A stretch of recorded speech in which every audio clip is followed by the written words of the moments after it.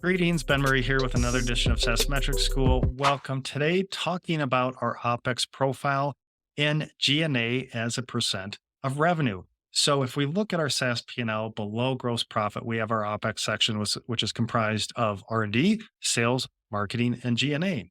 Of course, as a CFO, I sit in G&A and have to monitor the efficiency of the spend in the back office as we scale our SaaS company because there are expectations of our OpEx profile and G&A and where that's going to go as our company scales and becomes bigger.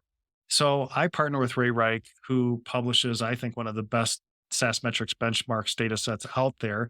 And according to his latest survey, if we look at G&A as a percent of revenue for the total population of SaaS companies in that data set, we're looking at median spend as a percent of revenue at 24%, low quartile at 35%, and top quartile at 15%. And this is one of those metrics. Sometimes increasing numbers are good, sometimes decreasing numbers are good, but with G&A, we're expecting to spend less as a percent of revenue over time as our company scales.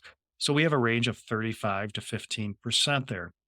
Now, generally, I'm looking at a number when I'm working with my SaaS clients or a number below 20% at scale, but it's very common to see it at the 30 to 40% range early stage, but then we're going to chip away at that over time and become more efficient in our back office spend as our company gets larger. And if we look at the median number going from early stage to later stage, again, it's probably in that 20ish percent range, and then larger companies bumping down below 20% as a percent of revenue. So again, top quartile around 15%, median 24%. Bottom quartile at 25%. Generally, I target 20% or less to say that's a nice, efficient number. So again, we have expectations of OpEx. We invest. It acts like a fixed expense, but we invest, we get less efficient, but then we can continue to scale with the company as the revenue goes up without adding additional investments in G&A. But again, it's more like a stair-step function. We invest, and then we become more a little efficient. We invest again, and so on.